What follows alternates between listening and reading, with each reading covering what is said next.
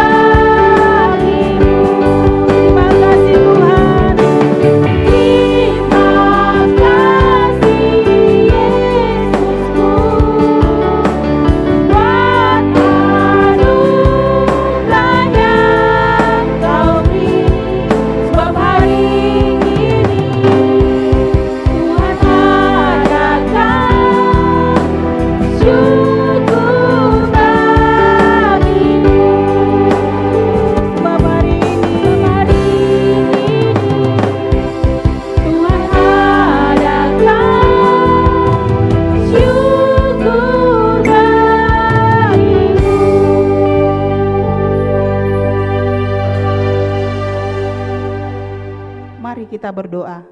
Benar Tuhan, pada pagi hari ini kami bersyukur dan berterima kasih buat kasih karunia Tuhan yang selalu meliputi kehidupan kami. Tuhan Yesus yang baik, sekalipun pada saat ini kami Tuhan ibadah di rumah masing-masing, namun kami yakin dan percaya Engkau hadir di tengah-tengah ibadah kami ini Tuhan.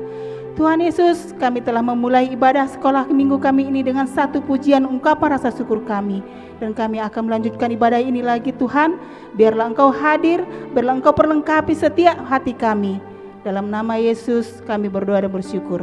Amin. Adik-adik masih ada sukacita? Amin. Yes. Ya, sekalipun kita tidak bisa bertatap muka secara muka adik-adik, namun melalui pujian ini kita dapat bertemu kembali dengan satu pujian Tua Gapat.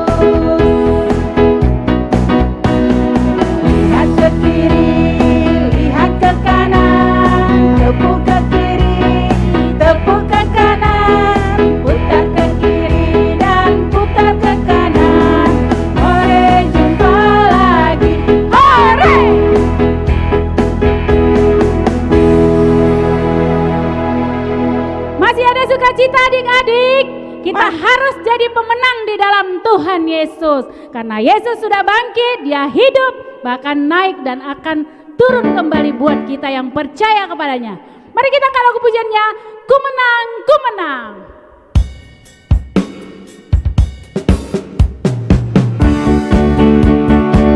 Sambil bertepuk tangan.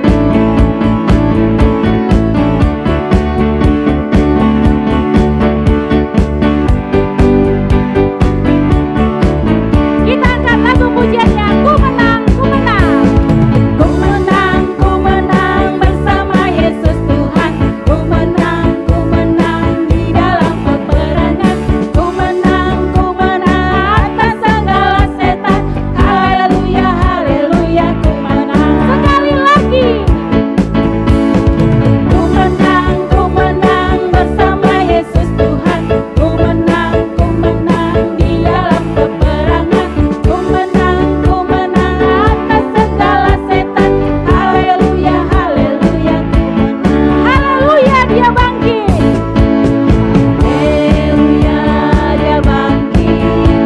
Haleluya, Dia hidup. Haleluya, Dia naik. Roh Kudus turun. Haleluya, Dia bangkit. Haleluya, Dia bangkit. Haleluya, Dia hidup. Haleluya, Dia naik. Roh Kudus turun.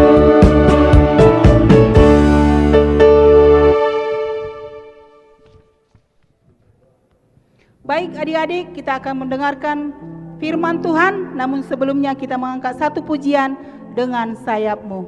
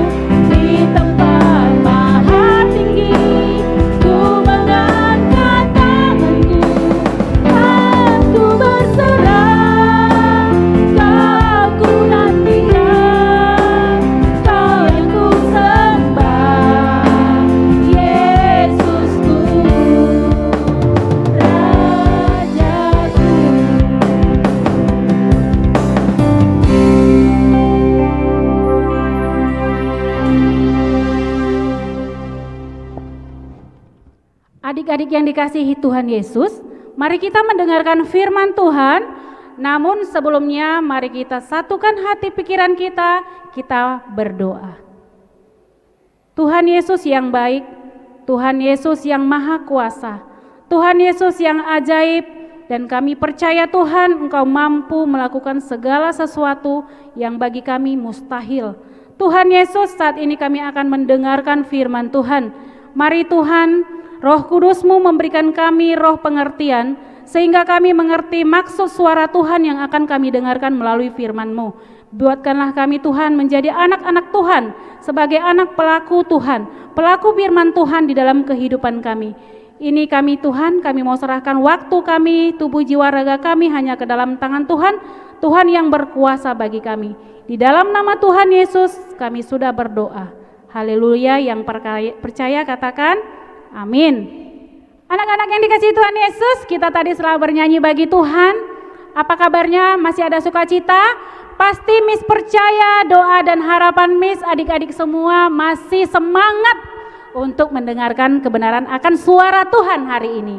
Mari kita membuka Alkitab kita dari Kisah Para Rasul 12 ayat 1 sampai 19. Untuk adik-adik yang kelas kecil pasti belum bisa baca ya.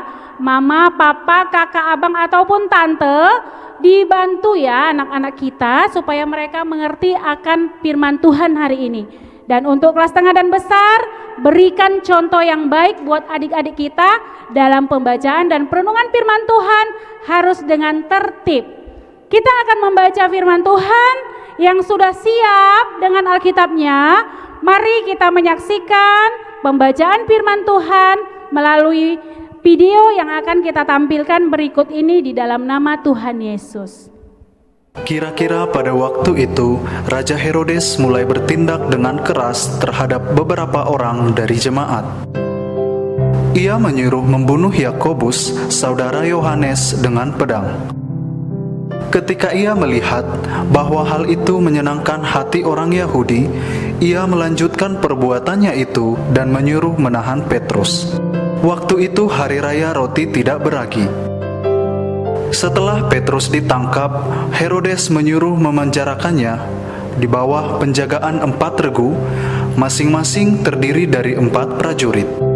Maksudnya ialah supaya sehabis Paskah ia menghadapkannya ke depan orang banyak. Demikianlah Petrus ditahan di dalam penjara, tetapi jemaat dengan tekun mendoakannya kepada Allah. Pada malam sebelum Herodes hendak menghadapkannya kepada orang banyak, Petrus tidur di antara 2 orang prajurit terbelenggu dengan 2 rantai. Selain itu, prajurit-prajurit pengawal sedang berkawal di muka pintu. Tiba-tiba berdirilah seorang malaikat Tuhan dekat Petrus dan cahaya bersinar dalam ruang itu. Malaikat itu menepuk Petrus untuk membangunkannya, katanya, "Bangunlah segera." Maka gugurlah rantai itu dari tangan Petrus. Lalu kata malaikat itu kepadanya, "Ikatlah pinggangmu dan kenakanlah sepatumu." Ia pun berbuat demikian. Lalu malaikat itu berkata kepadanya, "Kenakanlah jubahmu dan ikutilah aku." Lalu ia mengikuti malaikat itu keluar dan ia tidak tahu bahwa apa yang dilakukan malaikat itu sungguh-sungguh terjadi. Sangkanya ia melihat suatu penglihatan. Setelah mereka melalui tempat kawal pertama dan tempat kawal kedua, sampailah mereka ke pintu gerbang besi yang menuju ke kota. Pintu itu terbuka dengan sendirinya bagi mereka. Sesudah tiba di luar, mereka berjalan sampai ke ujung jalan dan tiba-tiba malaikat itu meninggalkan dia. Dan setelah sadar akan dirinya, Petrus berkata, "Sekarang aku tahu benar-benar bahwa Tuhan telah menyuruh malaikatnya dan menyelamatkan aku dari tangan Herodes dan dari segala sesuatu yang diharapkan orang Yahudi." Dan setelah berpikir sebentar, pergilah ia ke rumah Maria, ibu Yohanes yang disebut juga Markus. Di situ banyak orang berkumpul dan berdoa. Dan ketika ia mengetuk pintu gerbang, datanglah seorang hamba perempuan bernama Rode untuk mengetahui siapa yang mengetuk itu. Ia terus mengenal suara Petrus, tetapi karena girangnya ia tidak membuka pintu gerbang itu dan segera masuk ke dalam untuk memberitahukan bahwa Petrus ada di depan pintu gerbang. Kata mereka kepada perempuan itu, "Engkau mengigau." Akan tetapi ia tetap mengatakan bahwa benar-benar demikian. Kata mereka, "Itu malaikatnya." Tetapi Petrus terus-menerus mengetuk, dan ketika mereka membuka pintu dan melihat dia, mereka tercengang-cengang. Tetapi Petrus memberi isyarat dengan tangannya supaya mereka diam, lalu ia menceritakan bagaimana Tuhan menuntunnya keluar dari penjara. Katanya, "Beritahukanlah hal ini kepada Yakobus dan saudara-saudara kita." Lalu ia keluar dan pergi ke tempat lain. Pada keesokan harinya, gemparlah prajurit-prajurit itu. Mereka bertanya-tanya, apakah yang telah terjadi dengan Petrus. Herodes menyuruh mencari Petrus, tetapi ia tidak ditemukan. Lalu Herodes menyuruh memeriksa pengawal-pengawal itu dan membunuh mereka. Kemudian ia berangkat dari Yudea ke Kaisarea dan tinggal di situ. Puji nama Tuhan, adik-adik yang terkasih. Firman Tuhan telah kita baca, di situ dikatakan apa? Judulnya apa? Petrus dilepaskan dari penjara. Wow, mendengar kata penjara, takut ya adik-adik? Pasti yang terdalam dalam pikiran kita apa? Penjara, aduh dikurung, dirantai, aduh takut sekali. Miss, apa itu penjara? Penjara itu adalah tempat kurungan adik-adik. Loh, itu siapa ya Petrus? Petrus itu adalah salah satu dari 12 murid Yesus. Miss bilang tadi orang-orang yang di penjara orang-orang yang bersalah, Miss. Apakah Petrus itu bersalah, Miss? Makanya dia di penjara. Loh, dia kan murid Yesus, Miss. Kenapa bisa di penjara? Apakah dia bersalah? Tentu tidak, adik-adik. Petrus tidak bersalah, adik-adik. Tapi kenapa dia di penjara, Miss? Karena Petrus menceritakan tentang Yesus. Raja Herodes tidak suka dengan keadaan ini. Raja Herodes itu tambah iri hati dia, dengki dia. Waduh, jangan-jangan nanti semua orang tunduk kepada Yesus, nggak lagi tunduk kepada saya sebagai raja. Dalam pikiran Raja Herodes, makanya dia mencari cara. Ya udah, prajurit, perintahkan Petrus itu kurung aja di penjara, supaya dia tidak bisa lagi menceritakan tentang Yesus kepada siapapun. Itulah sebabnya adik-adik, kenapa Petrus masuk dalam penjara. Dia di penjara bukan karena kesalahannya, tapi Petrus di penjara karena dia mengasihi Yesus, menceritakan tentang kebaikan Yesus. Adik-adik yang terkasih, mungkin supaya kita lebih mengerti lagi dengan cerita firman Tuhan ini, kita akan saksikan video singkat tentang bagaimana cara Tuhan melepaskan Petrus dari penjara. Mari kita saksikan video singkat berikut ini di dalam nama Tuhan Yesus. Kira-kira pada waktu itu Raja Herodes mulai bertindak dengan keras terhadap beberapa orang dari jemaat. Ia menyuruh membunuh Yakobus, saudara Yohanes, dengan pedang. Ketika ia melihat bahwa hal itu menyenangkan hati orang Yahudi, ia melanjutkan perbuatannya itu dan menyuruh menahan Petrus. Waktu itu hari raya roti tidak beragi. Setelah Petrus ditangkap, Herodes menyuruh memenjarakannya di bawah penjagaan 4 regu, masing-masing terdiri dari 4 prajurit. Maksudnya ialah supaya sehabis Paskah ia menghadapkannya ke depan orang banyak. Demikianlah Petrus ditahan di dalam penjara. Tetapi jemaat dengan tekun mendoakannya kepada Allah. Pada malam sebelum Herodes hendak menghadapkannya kepada orang banyak, Petrus tidur di antara 2 orang prajurit, terbelenggu dengan 2 rantai. Selain itu, prajurit-prajurit pengawal sedang berkawal di muka pintu. Tiba-tiba berdirilah seorang malaikat Tuhan dekat Petrus, dan cahaya bersinar dalam ruang itu. Malaikat itu menepuk Petrus untuk membangunkannya. Katanya, "Bangunlah segera." maka gugurlah rantai itu dari tangan Petrus. Lalu kata malaikat itu kepadanya, "Ikatlah pinggangmu dan kenakanlah sepatumu." Ia pun berbuat demikian. Lalu malaikat itu berkata kepadanya, "Kenakanlah jubahmu dan ikutlah aku." Lalu ia mengikuti malaikat itu keluar, dan ia tidak tahu bahwa apa yang dilakukan malaikat itu sungguh-sungguh terjadi. Sangkanya ia melihat suatu penglihatan. Setelah mereka melalui tempat kawal pertama dan tempat kawal kedua, sampailah mereka ke pintu gerbang besi yang menuju kota.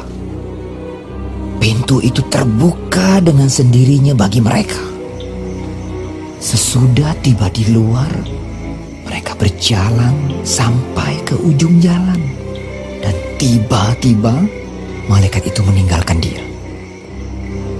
Dan setelah sadar akan dirinya, Petrus berkata, "Sekarang taulah aku benar-benar bahwa Tuhan telah menyuruh malaikatnya dan menyelamatkan aku dari tangan Herodes dan dari segala sesuatu yang diharapkan orang Yahudi." Dan setelah berpikir sebentar, pergilah ia ke rumah Maria, ibu Yohanes yang disebut juga Markus. Di situ banyak orang berkumpul dan berdoa. Dan ketika ia mengetuk pintu gerbang, datanglah seorang hamba perempuan bernama Rode untuk mengetahui siapa yang mengetuk itu. Ia terus mengenal suara Petrus, tetapi karena girangnya ia tidak membuka pintu gerbang itu dan segera masuk ke dalam untuk memberitahukan bahwa Petrus ada di depan pintu gerbang. Kata mereka kepada perempuan itu, "Engkau mengigau." Akan tetapi ia tetap mengatakan bahwa benar-benar demikian. Kata mereka, "Itu malaikatnya." tetapi Petrus terus-menerus mengetuk, dan ketika mereka membuka pintu dan melihat dia, mereka tercengang-cengang. Tetapi Petrus memberi isyarat dengan tangannya supaya mereka diam. Lalu ia menceritakan bagaimana Tuhan menuntunnya keluar dari penjara. Katanya, "Beritahukanlah hal ini kepada Yakobus dan saudara-saudara kita." lalu ia keluar dan pergi ke tempat lain. Bagaimana adik-adik yang terkasih? Kita sudah menyaksikan cara Tuhan menolong Petrus dari penjara. Namun karena pertolongan Tuhan mengirimkan malaikatnya, sehingga Petrus akhirnya bisa lepas dengan mudah dari penjara. Adik-adik tahu ya, ketika Yesus ingin menolong kita dengan caranya, kita harus taat adik-adik. Taat Miss, iya. Adik-adik sudah baca tadi kan, ayat demi ayat. Apa yang dilakukan? Pada ayat kelima, adik-adik nanti bisa lagi baca. Pada saat Petrus di penjara, teman-temannya itu mendoakan dia adik-adik. Teman-teman Petrus itu mendoakan, artinya apa? Di sini adalah kuasa doa. Kuasa doa siapa saja boleh memberkati kita. Kuasa doa mama, papa, teman itu bisa menjadi berkat bagi kita adik-adik. Sama seperti yang dialami Petrus. Ketika Petrus didoakan, Roh Kudus dikirimkan oleh Tuhan melalui malaikatnya, sehingga Petrus menemukan malaikat Tuhan untuk mengirimkan dia keluar dari penjara. Di situ Petrus taat adik-adik. Ketika malaikat datang, Petrus, mari bangun, pakai sepatumu, pakai ikat pinggangmu, ayo kita bergegas. Petrus mau adik-adik menuruti perintah malaikat. Cep, jalan mereka, cek. Akhirnya mereka keluar. Dengan gampangnya prajurit itu jadi ketiduran adik-adik. Wah, hebat sekali cara Tuhan ini menolong ya adik-adik. Benar ya adik-adik, kita harus percaya Tuhan punya cara untuk menolong kita. Miss, itu kan cerita Petrus, Miss. Apakah zaman sekarang masih ada seperti itu? Tentu ada dong adik-adik. Mujizat Tuhan tidak pernah berubah. dahulu, sekarang maupun selamanya. Ada loh adik-adik kesaksian singkat yang mau kita saksikan. Itu kesaksiannya apa, Miss? Tentang seorang pramugari Lion Air, adik-adik. Namanya Laura Lazarus. Bagaimana cara Tuhan memakai Laura? Kita saksikan dalam video singkat berikut ini. Kota Solo merupakan kota yang buat saya penuh dengan kenangan. Saya nggak akan pernah melupakan kota ini. Kenapa? Karena di kota inilah akhirnya saya bisa melihat kebesaran Tuhan yang tidak akan pernah meninggalkan anak-anaknya. Mungkin memang pada waktu itu orang melihat, wah ini kecelakaan. Kebayang saudara, dari kecil sampai besar, saya kepingin sekali jadi pramugari. Pada waktu tadi pesawat mendarat, tepat di kota Solo, refleks air mata saya netes. Kenapa? Karena ternyata hidup saya berubah. Mungkin sekeliling saya berpikir, wah Laura tamat sudah. Laura gak ada lagi. Semenjak dia mengalami kecelakaan di mana pesawat tempat saya bertugas hari itu, pada waktu mendarat tiba-tiba pesawat ini keluar landasan, nabrak pagar dan berhenti tepat di atas kuburan. Itu terjadi di tahun 2004. So hari ini saya masih bisa bertemu dengan saudara-saudara sekalian. Hari ini masih bisa berjalan dengan tongkat dan masih diberikan kehidupan. Ini semua hanya karena kebaikan Tuhan saja. Ketika pesawat ini mendarat, yang tadi keluar landasan berhenti di atas kuburan, pada waktu itu ada penumpang kami, dia menjadi wartawan, dia wartawan Antv. Sebenarnya hari itu dia cuma mau kasih lampu untuk penumpang jalan, untuk kasih lihat karena keadaan gelap sekali, sangat gelap. Jadi pada waktu dia nyalain lampu, ternyata dia pun kaget kalau pesawat ini sudah mengalami kecelakaan. Ketika orang tua saya berlutut, dia dikabarkan, Ibu, tabah ya Bu, anak ibu ngalamin kecelakaan dan sekarang anak ibu hilang. Dan hari itu ketika orang tua saya dengar kabar seperti itu, dia langsung berlutut dan minta tolong Tuhan, tolong topangkan tanganmu Bapak, anakmu tidak akan jatuh tergeletak. Dan apa yang terjadi saudara? Hari itu Tuhan kirimkan bapak-bapak mau rapiin mayat. Karena hari itu bapak-bapak tersebut ditanya sama papa saya, kok bisa tolong anak saya? Dan bapak-bapak ini bilang, pada waktu dia sendiri gak tahu sebenarnya dia mau tolong saya. Tapi pada waktu dia mau rapiin mayat, dia mendengar ada orang yang merintih sakit tolong, dan itu adalah tubuh saya. Dan kebayang saudara, saya percaya bapak-bapak tersebut adalah perpanjangan tangan dari Tuhan. Ketika orang tua saya berlutut minta tolong pada Tuhan. Kejadian terjadi di Solo dan orang tua saya berdoa di Jakarta. Hari itu saudara, dengan kecelakaan itu mengakibatkan muka saya ini hancur di sebelah kanan. Tulang pipi saya itu tadinya kebacok, tapi remuk. Jadi matanya jatuh ke bawah, tangannya copot, pinggangnya patah dan kakinya patah. Patahnya seperti yang tadi saudara bisa lihat, dengan keadaan daging betisnya itu hilang sebesar tangan. Usia saya pada waktu itu 19 tahun. Hari itu saudara, saya seorang anak yang setiap kali dibilangin orang tua gak pernah mau dengar. Tapi dalam keadaan saya hancur dan terluka, Tuhan buka mata saya bahwa ternyata orang tua saya yang tidak pernah saya hormati, dia tetap terus ada menemani saya. Kalau orang tua saya aja yang di bumi bisa seperti ini, dia gak lihat apa yang saya lakukan, tapi dia tetap tulus merawat tubuh saya. Saya melihat apalagi Bapa saya yang ada di surga. Beri kemuliaan buat Tuhan. Saat dalam keadaan saya sadarnya itu setelah udah mengalami koma selama 3 hari. Ya, ketika dalam perjalanan akhirnya saya boleh 7 tahun kemudian baru menyadari ternyata saya mengalami perjalanan dekat dengan kematian. Di mana saya sempat berjalan dalam keadaan gelap, terus udah gitu saya melihat ada satu buah jam dinding yang besar dengan keadaan separuh gelap dan separuh lagi terang. Saya dipaksa ke arah yang terang, tidak bisa melawan. Dan sampai sana ternyata ketika saya lihat ada satu sosok pribadi waktu di arah yang terang itu ternyata saya pikir tadi matahari. Ternyata enggak, ada orang di situ, tapi orangnya besar sekali, wajahnya enggak bisa saya lihat.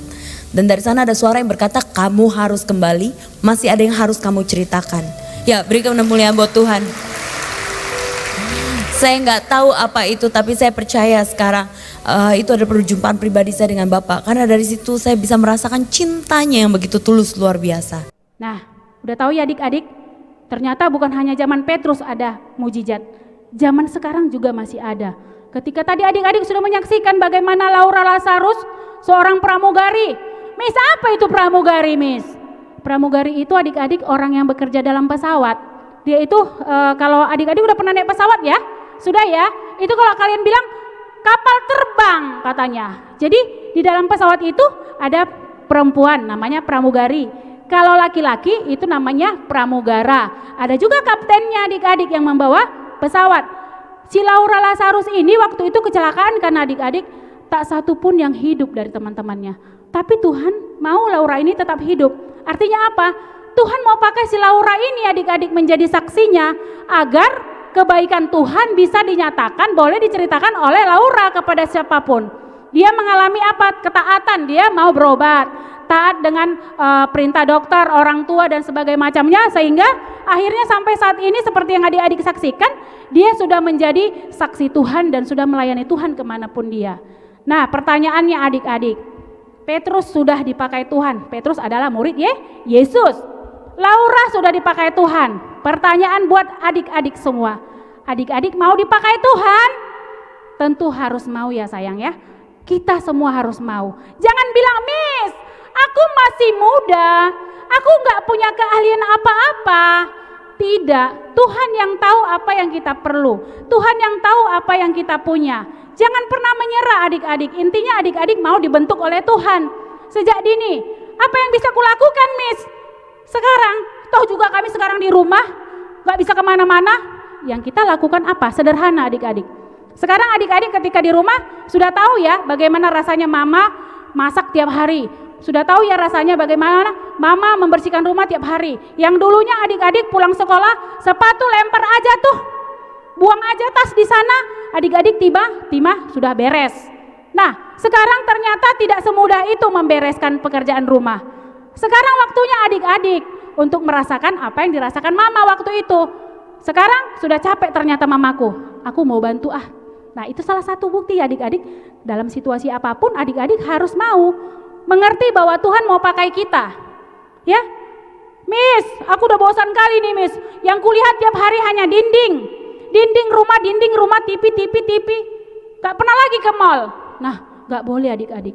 Mungkin saatnya sekarang adik-adik merasakan perasaan teman-teman kita yang gak pernah ke mall, gak pernah jalan-jalan. Adik-adik harus begini, oh ternyata begini ya, kalau si A itu dulu gak pernah kemana-mana, begini ya rasanya ternyata gak pernah keluar rumah. Itu yang harus adik-adik pelajari ya adik-adik. Jadi jangan pernah adik-adik menyerah dalam kondisi apapun. Tekunlah senantiasa. Jangan lupa saling mendoakan. Doakan, Miss, apa iya doaku didengar Tuhan? Aku kan masih kecil. Boleh. Kalau adik-adik mamanya sakit, apakah kamu bisa mendoakan mamamu? Boleh. Gimana caranya, Miss? Aku kan masih kecil, bukannya mama yang mendoakan anaknya. Boleh anak mendoakan mama. Boleh kalian mendoakan papa. Boleh kalian mendoakan teman. Ya, karena doa kita itu hanya Tuhan yang tahu. Jadi kita jangan pernah merasa tidak mempunyai kuasa apa-apa. Adik-adik harus percaya dan mau dipakai Tuhan menjadi saksinya, karena Tuhan selalu punya cara untuk menolong kita, memakai kita menjadi saksinya dimanapun kita berada, dengan syarat kita harus rajin berdoa, tekun dalam kondisi apapun, dan jangan lupa senantiasa mengandalkan Tuhan, karena kuasa Tuhan tidak terbatas oleh usia. Kuasa Tuhan tidak terbatas oleh waktu ataupun jarak. Nah, saat ini kita sudah berjarak jauh, tapi kuasa Tuhan pasti menyentuh adik-adik ketika adik-adik mau dijamah Tuhan. Demikian firman Tuhan, kiranya firman Tuhan ini boleh memberkati kita. Adik-adik senantiasa harus kuat dan saling mendoakan. Demikian firman Tuhan, kiranya Tuhan menolong kita, kita berdoa. Bapa di surga, Bapa yang baik, kami telah selesai mendengarkan kebenaran akan suara Tuhan. Tuhan, kami memohon kehendak-Mu ya Bapa, biarlah Tuhan Engkau memampukan anak-anak sekolah minggu secara khusus, yang mungkin saat ini sudah mengalami kebosanan dengan kondisi saat ini Tuhan. Mari ya Bapa, Engkau kuatkan mereka. Mari ya Bapa, menjadi teman bagi mereka, menjadi orang-orang terkasih bagi mereka untuk mereka merasakan sukacita bersama Tuhan. Biarlah Tuhan Yesus mereka merasa mereka mampu melakukan apa seperti yang Tuhan kehendaki dalam hidup mereka. Meskipun mereka masih kecil ya Tuhan, biarlah Tuhan sejak dini Engkau bentuk mereka menjadi anak kesukaan bagi nama Tuhan. Ketika saatnya mereka dilepas ya Bapa, mereka boleh menjadi pribadi-pribadi yang kuat di dalam Tuhan dan boleh menjadi saksi Tuhan dimanapun mereka Kau tempatkan. Kami masih berdoa buat anak-anak sekolah minggu kami yang mungkin dalam keadaan sakit ya Tuhan. Kami tidak tahu satu persatu keadaan mereka, tapi Engkau maha tahu ya Tuhan. Tangan Tuhan tidak kurang panjang untuk menolong anak-anak kami. Sembuhkan mereka ya Bapa. Pulihkan keadaan mereka ya Tuhan. Mungkin ada orang tua mereka yang kehilangan pekerjaan. Jangan biarkan mereka Tuhan merasa sendiri. Jangan biarkan Tuhan merasa Engkau tinggalkan ya Bapa. Tetapi biarkanlah Tuhan mereka mengalami sukacita dalam kondisi ini. Dan senantiasa mereka mengandalkan Tuhan dalam hidup mereka. Kami percaya Tuhan setiap anak-anak Tuhan yang hadir pada saat ini melalui ibadah di rumah masing-masing. Tuhan berkati lawatlah mereka ya Bapa. Pulihkan Tuhan keluarga mereka, pulihkan negeri kami, bangsa kami ya Tuhan, Batu Haji, kota kami tempat tinggal. Kami percaya Engkau jauhkan dari segala mara bahaya. Engkau yang punya kuasa atas bumi langit beserta isinya. Dan hingga waktu Tuhan tiba bagi kami melihat kemuliaan Tuhan menguasai hidup kami. Biarlah kami boleh menyerahkan hidup kami sepenuhnya dalam ke dalam tangan pengasihan-Mu. Di dalam nama Tuhan Yesus kami telah berdoa. Jadilah kehendak-Mu Bapa dalam hidup kami. Amin. Kita akan berdoa seperti yang Tuhan ajarkan kepada kita, doa Bapa kami. Bapa kami yang di surga, dikuduskanlah nama-Mu, datanglah kerajaan-Mu, jadilah kehendak-Mu seperti di surga. Berilah kami hari ini pada makanan kami yang secukupnya, dan ampunilah kami kesalahan kami, seperti kami juga mengampuni orang yang bersalah kepada kami. Dan jangan membawa kami ke dalam pencobaan, tetapi lepaskanlah kami daripada yang jahat, karena Engkau yang punya kerajaan, dan kuasa, dan kemuliaan sampai selama-lamanya. Amin. Bapa terima kasih. Bapa terima kasih. Bapa terima kasih. Bapa di dalam surga, ku berterima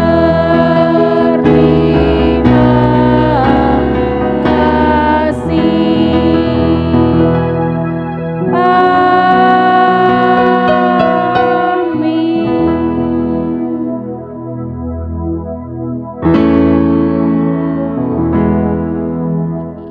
Ibadah selesai, adik-adik mari saat teduh dan kiranya Tuhan Yesus memberikan sukacita hari ini.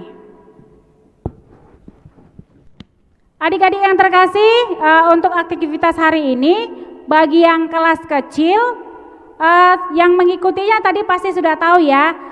Rekam gerakan sambil menari dan menyanyi, gerakan Tua Gapat apa kabar? Nah itu mama papa dibantu ya anak-anak kita.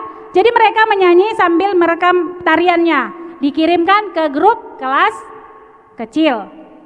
Untuk kelas tengah dan besar itu adalah ungkapkan keyakinan adik-adik tentang pertolongan Tuhan. Gimana Miss contohnya?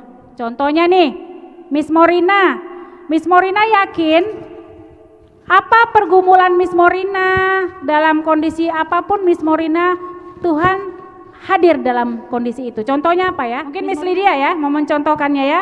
Jadi gini, Miss, aku kemarin pada saat ujian merasa sudah tidak mampu karena terlalu sulit soalnya. Tapi pada saat itu aku berdoa dan aku diberikan Tuhan pertolongan sangat mukjizat rasanya itu Miss. Itu contohnya. Contohnya boleh adik-adik, yang penting apa yang adik-adik rasakan tentang pertolongan Tuhan. Itu boleh kirimkan video singkatnya dan dikirimkan ke grup kelas tengah dan kelas besar. Demikian firman Tuhan, Tuhan Yesus memberkati dan selamat hari Minggu. Shalom, Selamat dadah. hari Minggu.